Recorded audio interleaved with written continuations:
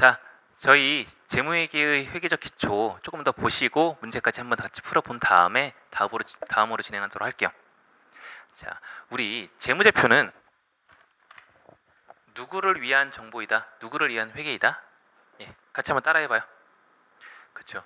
외부 정보 이용자를 위한 회계인데, 그러면 외부 정보 이용자를 위한 회계인이 일정한 원리에 의해 작성하자라고 말씀드렸었죠. 그래서 한국 채택국제회계 기준에 의해 작성되어야 한다라고 말씀드렸는데, 그러면 얘는 일정한 원리에 의해서 작성이 되어야 하고, 이 재무제표는 일정한 원리에 의해 작성이 되었으니 일정한 동일한 가정과 동일한 특성을 가지고 있어야 하겠다라는 거예요. 동일한 가정과 동일한 특성을 가지고 있어야 일정하게 작성이 되고, 정보를 이용하는 사람들은 받아들일 때 이것은 A 회사 거나 B 회사 거나 내가 비교를 할 때 동일하구나 라고 판단이 된다는 거예요. 그래서 이번 시간에는 재무제표가 어떤 가정을 가지고 있는지, 어떤 특성을 가지고 있는지 한번 보겠다라는 거예요. 우리 시험에서는 얘도 단독 문제로 한 문제 출제가 될 수도 있고 특성 부분에서 나올 수도 있다라는 거예요. 그러니까 좀 주의를 해서 따라오시면 될 것 같아요. 자, 우리 책 11페이지 같이 보면서 좀 진행하도록 할게요. 자, 재무제표의 기본 가정. 재무제표는 총 3가지의 기본 가정을 전제로 작성이 되어야 한다라는 거예요. 얘 별표. 얘는 재무회계의 회계적 기초 부분에서 한 문제로 나올 수 있는 부분이에요. 단독으로. 왜냐? 3개니까 하나 끼얹어 가지고 나올 법하겠죠. 그러니 별표 치시고 따라오시면 될 것 같아요. 동그라미 1. 재무제표의 작성 책임은 누구에게 있다? 1차적으로 책임은 경영자에게 있다라는 거. 회계팀에서 회사의 경영상의 활동을 기록하고 작성할 텐데, 재무제표를 작성할 텐데, 그래도 이 작성된 재무제표는 책임은 경영자에게 있다라는 거예요. 왜? 경영자에게 결제 승인이 나야 하니까. 그리고 회계팀에서 이 회계 기록에 대한 책임까지 물면 그렇다고 급여를 그만큼 올려주냐? 아니냐라는 거예요. 그러니 회계팀한테 1차적으로 책임을 물을 수는 없으니 1차적 책임은 경영자 CEO한테 있다라고 가정을 하는 거예요. 그래야 우리도 부담이 좀 덜하겠죠. 되셨죠? 그래서 1차적 책임은 누구에게 있다? 경영자에게 있다라는 거. 두 번째, 아까 제가 재무상태표, 손익계산서는 발생주의에 의해, 현금흐름표는 현금주의에 의해 작성이 된다라고 말씀을 드렸는데, 그럼 발생 기준은 뭐냐? 쉽게 말해, 내가 물건을 팔았어요. 회사가 물건을 팔았는데 돈은 외상으로 해줬다. 그러면 우리한테 들어온 돈은 없죠. 그렇다고 우리 이 판매된 거래 내역을 기록을 안 할 것이냐? 아니다라는 거예요. 현금 수치 또는 현금 지급 의무와 상관없이 우리 회사는 이 거래를 기록하겠다라는 거. 그게 가장 발생주의의 기본적인 툴이에요. 다시 말해, 현금의 수치와 지급 시점이 아닌 거래가 발생한 기간에 대해 회계 거래를 인식하겠다라는 거. 그게 발생주의의 원칙이다라는 거. 이해되셨죠? 뒤에서도 한번 볼 건데, 다른 예를 들어드리면 보험료는 보통 1년치를 한 번에 내는 경우가 많아요. 화재보험이나 자동차 보험은 1년 기준으로 한 번에 납부하는 경우가 많은데, 만약에 2019년 3월 1일부터 2020년 2월 28일까지 나는 화재보험에 가입했고 돈은 기간이 끝나는 2020년 2월 28일 날 한 번에 현금으로 지급을 했다라고 하면 우리 회사가 2019년도에 기록할 회계는 없다? 아니다라는 거예요. 이 1년치 중에 19년도 치는 돈만 안 줬을 뿐이지 우리가 보험에 관한 혜택은 보고 있다. 즉 회계 거래는 일어나고 있다라고 보여지니 이 부분에 대해서는 회계 거래를 인식하자라는 거. 즉 돈이 지급되지 않았다 하더라도 우리는 보험에 대한 혜택을 받고 있으니 보험 쪽 회계 거래가 일어났다라고 보고 회계를 인식하자라는 거. 즉 발생주의의 원칙을 따르고 있다라는 거예요. 이해되셨죠? 자, 발생주의, 발생 기준은 회계의 가장 기본적인 특징이라 중요하게 여기셔야 된다는 거예요. 그래서 재무상태표와 밑줄, 재무상태표와 손익계산서는 발생 기준에 의해, 현금흐름표는 현금 기준에 의해 작성이 되는 재무제표이다. 이해되셨죠? 문구 이렇게 나올만 하잖아요. 재무상태표와 손익계산서는 현금 기준에 의해 작성된 재무제표이다. OX. 재무상태표와 손익계산서는 현금주의가 아니라 발생 기준에 의해 작성된 재무제표이다. 이런 식으로 문제 나올 법하겠죠. 그래서 여기 밑줄 치시고 암기까지 해주시면 좋을 것 같고, 세 번째, 계속 기억. 앞에서 우리네 어머님들이 가계부를 작성했죠. 우리네 어머님들은 단식부기로 알게 모르게 회계를 알고 계셨다라는 거. 그러면 우리네 어머님들이 이 가계부를 우리 가족이 계속 된다는 가정하에 작성을 하겠죠. 우리 집이 우리 다음 달엔 가족이 해체될 거야 라고 하면 무슨 의미로 가계부를 작성하겠어요? 앞으로 저축은 어떻게 할지, 지출 관리는 어떻게 할지, 앞으로 우리 가족을 꾸려나가야 하니, 계속적으로 우리 가족을 꾸려나가야 하니 가계부를 쓰시는 거겠죠. 회계도 동일하다라는 거. 회계도 우리 회사가 계속적으로 경영활동을 하고 계속적으로 수익활동을 할 것이다라는 가정하에 작성이 돼야겠죠. 우리 회사는 올해 하고 끝낼 거야. 우리 회사는 이번만 하고 장사 안 할 거야. 이러면 우리 회사의 재무성과나 손익을 관리할 필요가 있다 없다? 정보 이용자에게 제공할 필요가 있다 없다? 없겠죠. 우리는 앞으로 계속적으로 회사를 운영할 거고 우리 회사의 재무성과는 이래요. 우리 회사의 손익성과는 이래요. 라고 계속적으로 정보를 주기 위해 작성이 된다는 거예요. 그래서 우리 회사는 계속될 것이다. 영업을 계속할 것이다라는 계속기업을 전제로 한다라는 거, 재무제표의 세 번째 가정입니다. 되셨죠?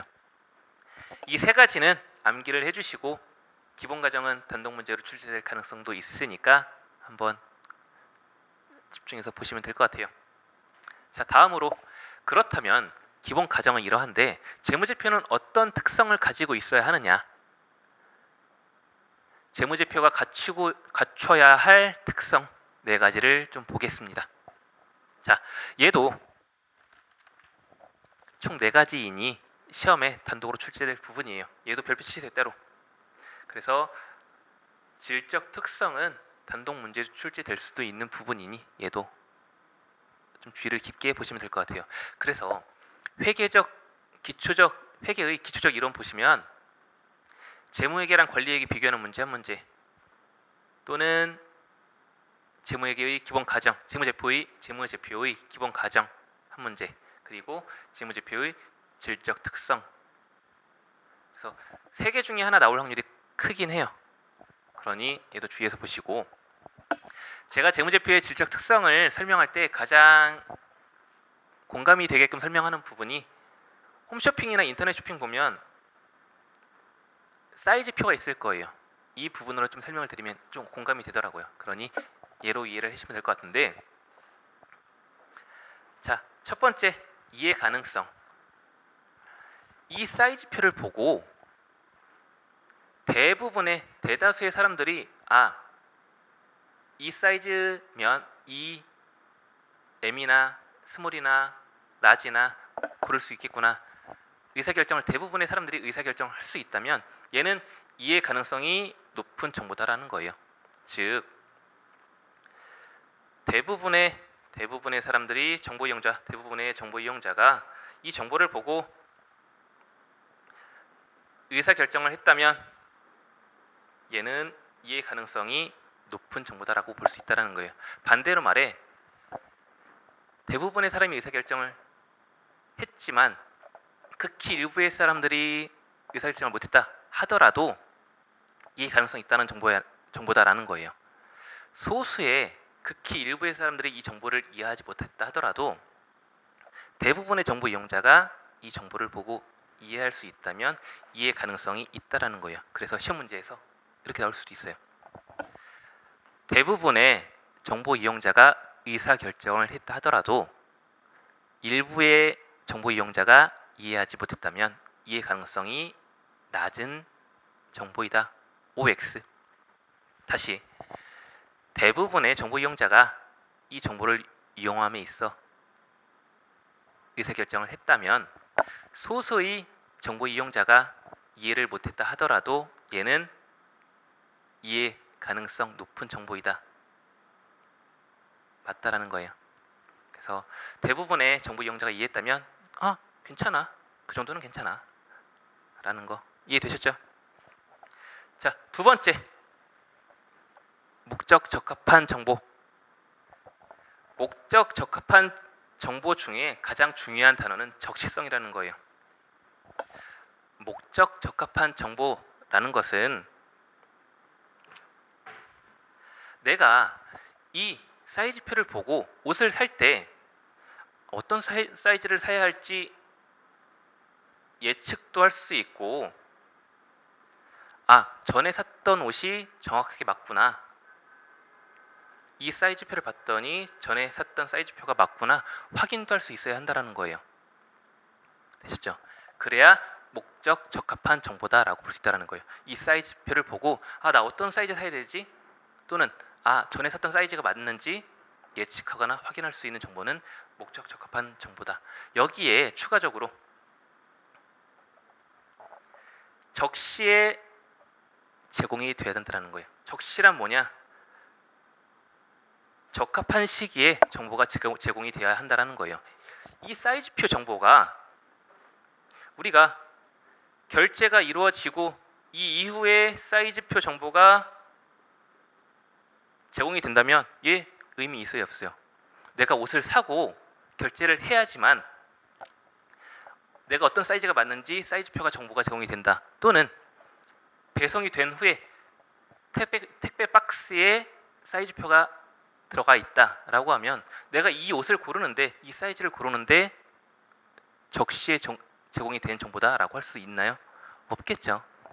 그러니 정보는 목적 적합한 정보다 또는 적시성 있는 정보다라고 하려면 결제 전에 내가 옷을 고르면서 제공이 돼야 한다라는 거겠죠. 그러니 적시성이 높다라는 것은 내가 이 정보를 이용함에 있어 의사결정하는 데 도움이 되어야 된다는 거예요. 의사결정을 하는데 적합한 시기에 제공이 돼야 목적 적합한 정보다라는 거. 그런 거 있잖아요. 우리 수능 보면 대학별로 등급표가 나오죠. 점수별로 어떤 대학이 갈 수 있는지 등급표가 나오잖아요. 그럼 이 정보가 수능이 이루어지고 바로 제공이 돼야지. 수능이 이루어지고 그 다음 연도 5월이나 6월에 제공이 된다. 그럼 얘 적시성이 높은 정보다라는 거 아니겠죠? 되셨죠? 이해되셨죠? 정보가 언제 제공이 되느냐에 따라 목적 적합하냐, 목적 적합하지 않냐라고 볼 수가 있겠죠. 그럼 말로 풀면 결제 이전에 제공한 정보는 목적 적합한 정보다. 결제 이후에 제공된 사이즈표에 대한 정보는 목적 적합하지 않은 정보다라고 말할 수가 있겠죠. 예, 이해되셨죠? 자, 세 번째, 신뢰성. 신뢰성 부분은 따로 별표. 신뢰성 부분은 별도로 출제가 될 수 있는 부분이에요. 질적 특성에서 4가지 특성을 물어볼 수도 있고 그 안에서 신뢰성에 대한 정보를 별도로 물어볼 수가 있다는 거예요. 자, 신뢰성 있는 정보란 표현이 충실해야 하고 중립적이어야 하고 검증 가능해야 한다. 이 3가지 특성 별표 치시고 3가지 별표 치시고. 그럼 선생님 이 내용은 뭐예요? 표현이 충실한다라는 게 어떤 의미가 있나요? 자, 이 사이즈표가 키, 몸무게, 허리둘레, 가슴둘레 이렇게 여러 가지로 표현이 돼야지 170에 S, 175에 M 이런 식으로 키만 주어진 정보라면 내가 옷을 고를 때 표현이 충실하다? 아니다라는 거예요. 키와 몸무게, 가슴 둘레 등 여러 가지 사항을 표현을 해야 내가 옷을 고를 때 S를 살지, 미디움을 살지, 라지를 살지, 2X 라지를 살지 의사결정을 한다라는 거예요. 이해되셨죠? 자, 중립성. 중립성 있는 정보란 뭐냐? 정보가 누구 일방에게 치우치면 안 된다라는 거예요. 이 사이즈표가 마른 사람, 마른 체형에게만 제공되는 정보다 또는 통통한 사람에게만 맞는 정보다 라고 하면 이 옷을 이용하는 사람들은 다양한 사람들일 텐데 이렇게 일방으로 치우친 정보는 중립적이지 않다라는 거예요. 170의 몸무게 몇 또는 175의 통통한 사람, 175의 마른 사람, 175의 통통한 사람 이렇게 여러 방면으로 정보가 제공이 돼야지 마른 사람 위주로 제공이 된다라고 하면 통통한 사람들한테는 이 사이트 정보가 중립적이지 않다라는 거예요. 누구 일방에게 치우치지 않고 모든 사람이 다수의 정보 이용자가 의사결정을 하는 데 도움이 돼야 중립적인 정보다라고 할 수 있다는 거예요.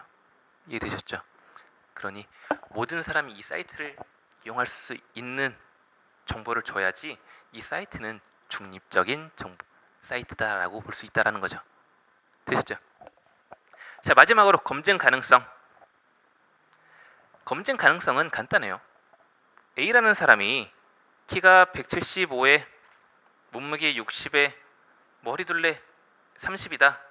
B라는 사람은 키가 177에 몸무게 62에 허리둘레 31 이러면 A와 B는 거의 사이즈가 동일할 거예요. 큰 차이가 없겠죠. 신체적 조건이 비슷하니까. 그러면 A는 미디움을 선택했다. B는 2X 라지를 선택했다 라고 하면 얘는 동일한 정보를 봤는데 동일한 결과를 얻지 못했다라는 거예요. 반대로 말하면 검증 가능성 있는 정보란, 신뢰성 있는 정보란 동일한 정보를 줬으면 동일한 결과를 얻어야 된다는 거예요. A도 M 사이즈라는 결과가 나왔으면 B도 M이라는 결과가 나와야 동일한 조건 하에 동일한 정보를 얻었으면 동일한 결과를 얻어야 한다는 거예요. 되셨죠? 다시 말해 정보 이용자가 이 정보를 이용했을 때 동일한 결과치를 얻어야 한다는 거예요. A라는 사람은 M을 얻고 B라는 사람은 2X 라지를 얻었다라고 하면 이 정보는 신뢰성이 없겠죠. 동일한 결과치를 얻지 못했으니. 그러니 신뢰성 있는 정보, 즉 표현이 충실해야 하고 누군가에게 치우치지 않아야 하고 동일한 결과를 얻어야 한다라는 거, 그래야 신뢰성 있는 정보다라는 거 말씀드렸어요. 자, 마지막으로 비교 가능성. 비교 가능성은 우리 기본 가정 중에 계속 기업을 가정했죠. 그래서 계속 기업을 가정함에 있어 나타나는 특성이에요. 즉 내가 19년도에는 이 사이트의 사이즈표를 봤더니 M이라는 사이즈를 값을 줬어요. 그러는데 다음 연도 2020년도에 이 사이트에서 옷을 사이즈표를 봤더니 얘는 라지를 값을 내놓네? 이러면 사이트 간의 비교 가능성이 떨어지겠죠. 재무제표도 이런 식으로 기간별로 비교가 가능해야 된다는 거예요. 기간별로 우리가 얻고자 하는 정보를 비교할 때 19년도와 20년도의 정보를 얻을 때 서로 비교가 가능해야 된다. 재무제표는 이런 특징을 가지고 있어야 한다는 거. 왜? 우리는 계속 기업을 가정하고 있기 때문에. 되셨죠? 그래서 우리는 계속 기업을 가정함으로 인해 비교 가능성이라는 질적 특성도 넣어야 한다라는 것까지 말씀을 드렸고, 책에 있는 내용으로 같이 보시면 책 12페이지 밑줄만 좀 긋고 갈게요. 설명은 드렸으니. 이해 가능성 있는 정보다. 재무지표는 질적 특성 중에 이해 가능성, 목적 적합성, 신뢰성, 비교 가능성을 갖춰야 되는데, 이해 가능성이란 뭐냐? 그 정보를 쉽게 이해할 수 있어야 된다는 것. 쉽게 이해할 수 있다라는 것은, 제가 밑줄 치는 부분은 같이 밑줄 치세요. 그리고 복습할 때 이 정도만 보시면 될 것 같아요. 다수의 정보 이용자가 합리적인 의사결정을 할 수 있다면 얘는 이해 가능성 있는 정보다. 그래서 일부, 극히 소수 일부 이용자에게 어려워서 이해하기 어렵다는 이유로 제외해서는 안 된다는 거예요. 그래서 말씀드렸듯이 다수의 정보 이용자가 이해했다면 얘 일부 이용자가 어려워한다 하더라도 이해 가능성이 있다는 거예요. 내가 옷 사는데 다수가 이 사이즈표를 보고 옷을 골랐다면 제 6살 조카가 이 사이즈표 보고 삼촌 나 이거 이해 안 돼 라고 하더라도 이건 이해 가능성이 있다는 정보예요. 되셨죠? 자, 목적 적합성. 목적 적합성은 정보 이용자가 의사결정을 하는데 목적 적합해야 한다는 거, 의사결정을 하는데 목적 적합해야 한다는 거, 즉 적시성이 높아야 한다는 것도 같이 적어두시면 좋을 것 같아요. 그래서 정보 이용자가 과거 또는 현재 또는 미래의 사건을 예측하거나 확인할 수 있으면 목적 적합한 정보다라고 볼 수 있다는 거예요. 그래서 확인뿐만 아니라 정보가 예측뿐만 아니라 확인 역할을 함에 의미 있는 것이다. 예측, 내가 어떤 사이즈의 옷을 구매할지 예측할 뿐만 아니라 과거에 샀던 옷이 맞는지, 이 사이즈표는 과거에 내가 구매한 옷이랑 정보가 맞구나 확인까지 할 수 있어야 된다는 거예요. 되셨죠? 그러면 문구가 이렇게 나올 수도 있겠죠. 목적 적합한 정보란 정보가 예측하기만 하면 목적 적합한 정보다라고 할 수 있다. 어떻게 보면 맞고 어떻게 보면 틀리겠죠. 정보가 예측뿐만 아니라 확인도 가능하면 목적 적합한 정보다라고 볼 수 있겠다라는 거예요. 이해되셨죠? 그래서 목적 적합한 정보에 대한 내용 넘어가시고, 세 번째 신뢰성 다시 한번 별표 치시고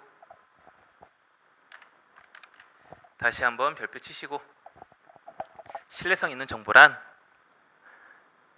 밑줄, 신뢰성 있는 정보란 그 정보에 중요한 오류나 편의가 없고 그 정보가 나타내고자 하는 대상을 충실하게 표현해야 한다.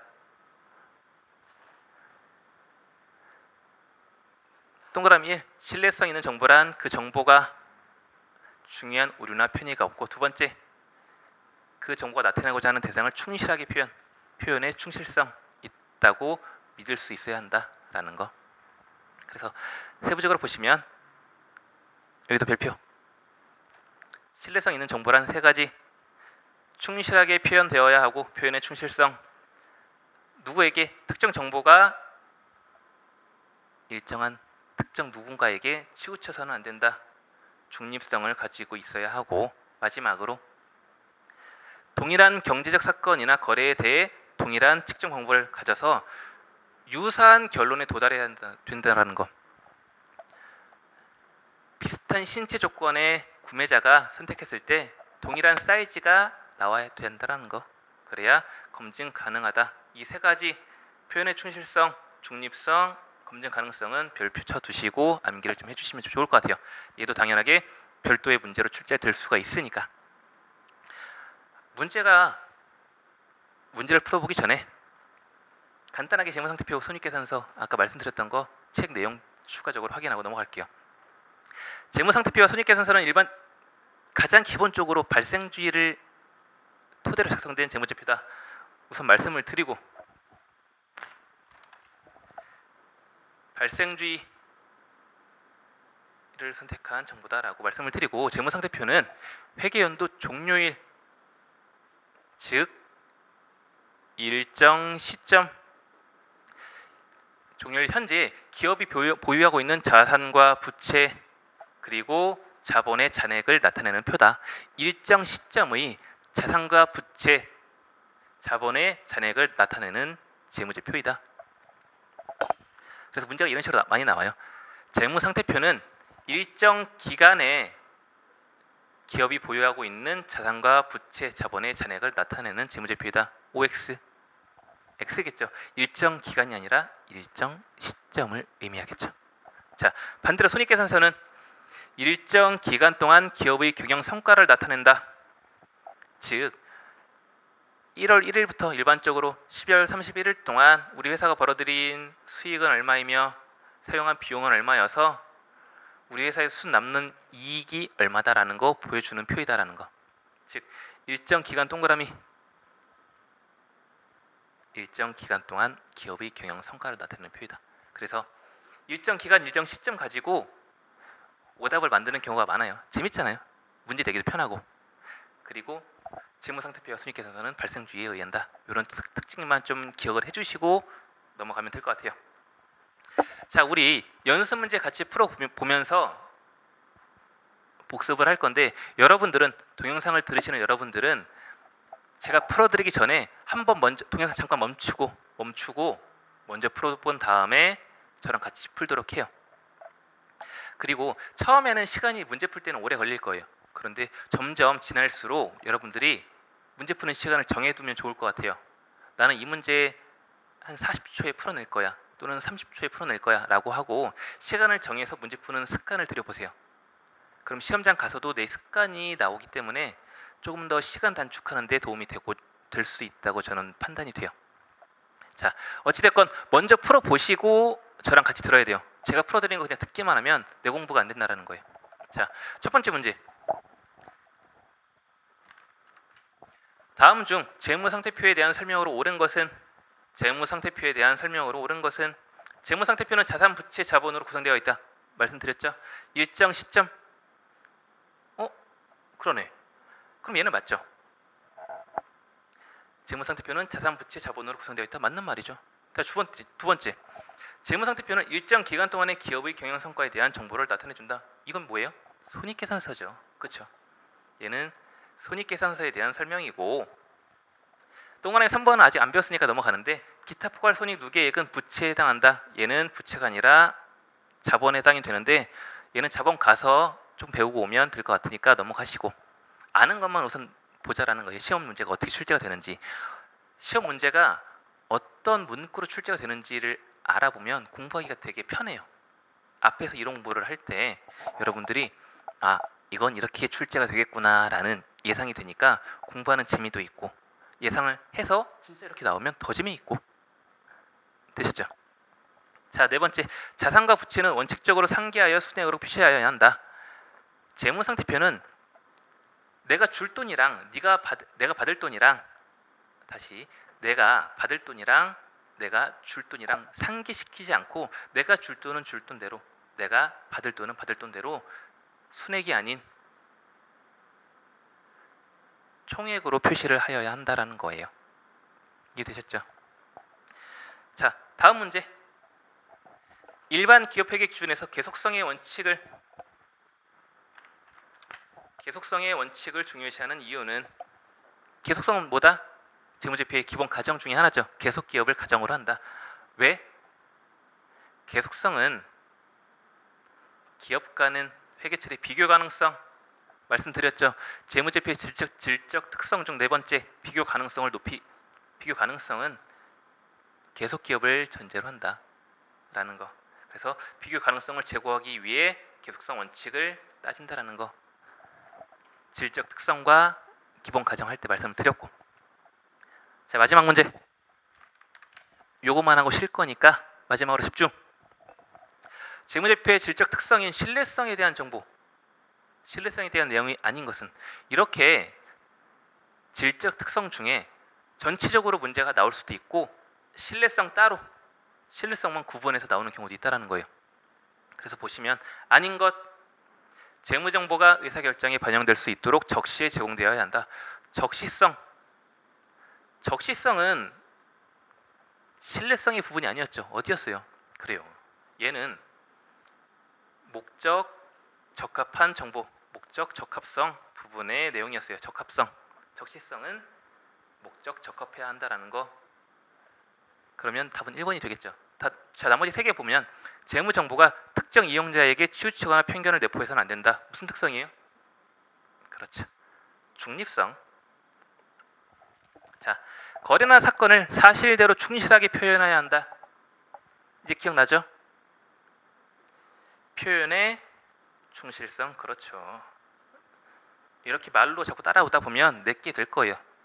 혼자 들으시면서 뭐 독서실에서 혼자 들으시면서는 말로 할 수가 없겠지만 작게라도 표현의 충실성 말로 하면서 따라오시면 될 것 같아요. 자, 마지막 동일 사건에 대해 다수의 서로 다른 측정자들이 동일하거나 유사한 측정치에 도달하여야 한다. A, B 설명드렸죠. 같은 사이즈, 같은 신체 조건, 비슷한 신체 조건의 사람들이 결과를 낼 때 같은 사이즈가 나와야 한다라는 거. 얘 검증 가능성이다. 검증 가능성. 그래서 이 3개는 신뢰성에 대한 정보이고 첫 번째 거는 목적 적합한 정보의 특징이니 답은 1번이 되겠죠. 이런 식으로 문제가 이루어지니 이 문구를 기억하시고 여러분들 앞에 이론 공부하실 때 이런 문구는 이렇게 나오는구나 라고 기억해 주시면 더 흥미롭게 공부가 될 것 같아요. 저희 다음 시간에 이어서 수업 진행하도록 할게요.